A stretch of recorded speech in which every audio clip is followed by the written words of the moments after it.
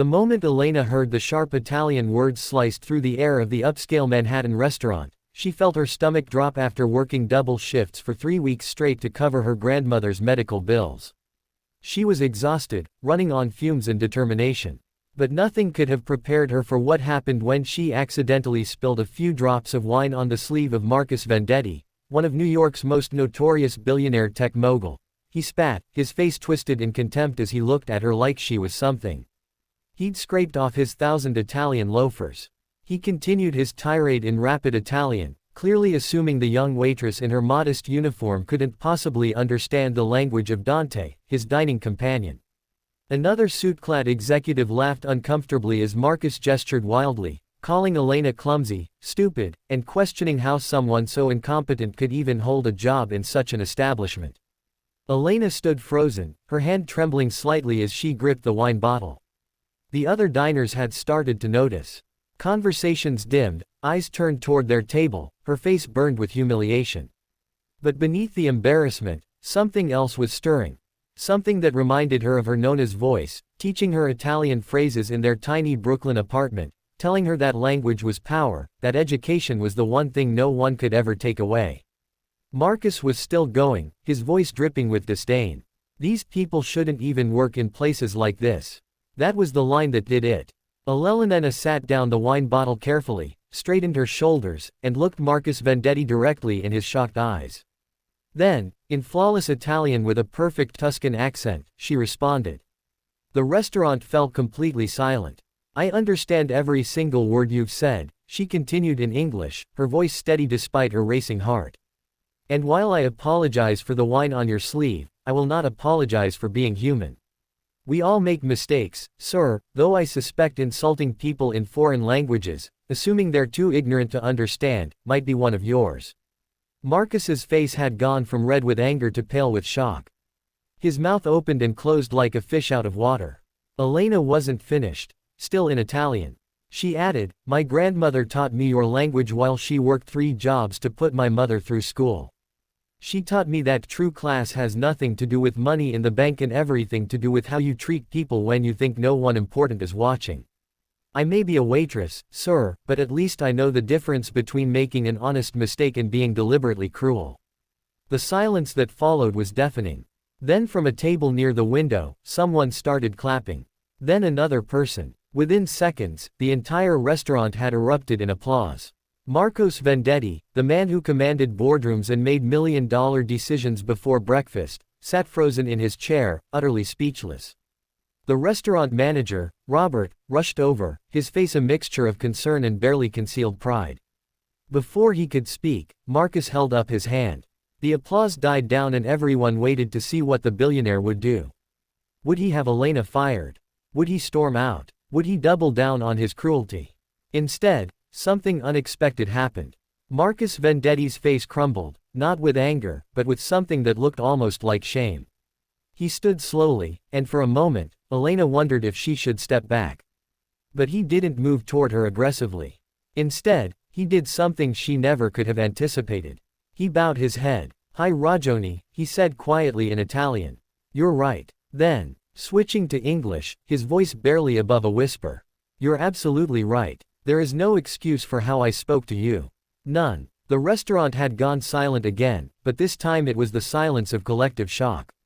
Marcus Vendetti didn't apologize. Everyone knew that. He demolished competitors, fired employees without a second thought, and had once famously told a journalist that empathy was a weakness he couldn't afford.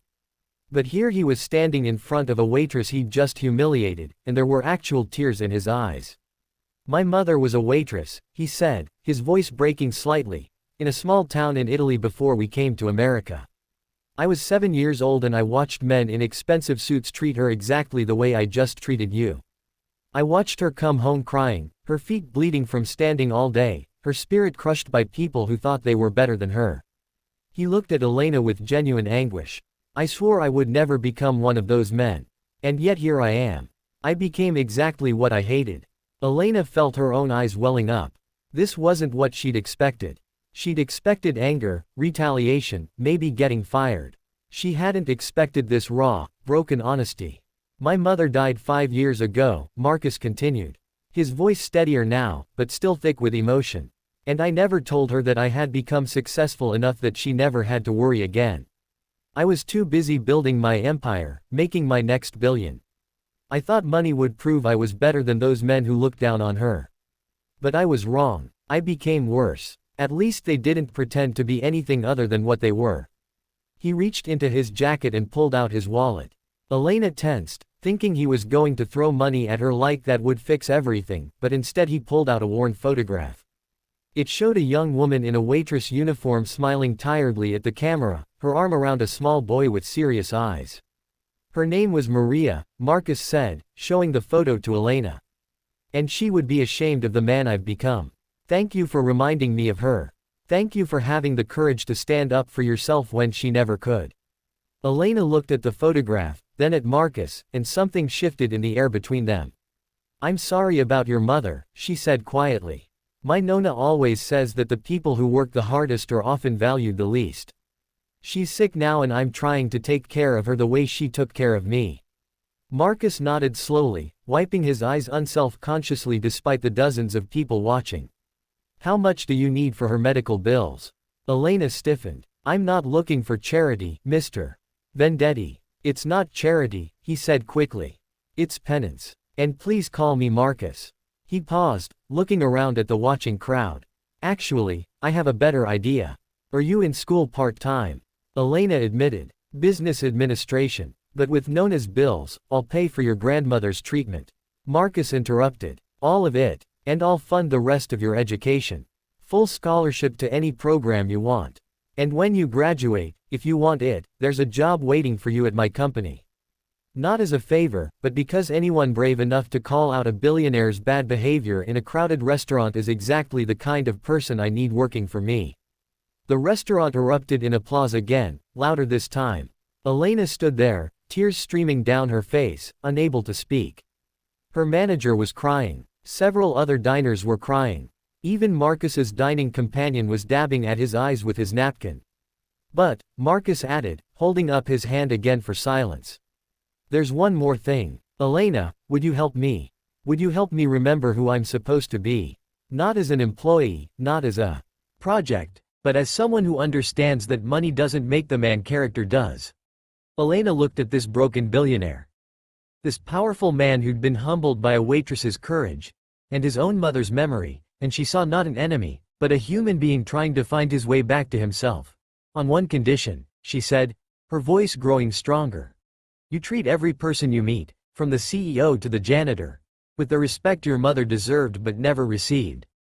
Marcus extended his hand. You have my word. As Elena shook his hand, the entire restaurant rose to its feet in a standing ovation. And in that moment, in an upscale Manhattan restaurant, something rare and beautiful happened. A billionaire remembered his humanity. A waitress claimed her dignity. And everyone present was reminded that kindness, respect, and the courage to stand up for what's right are worth more than all the money in the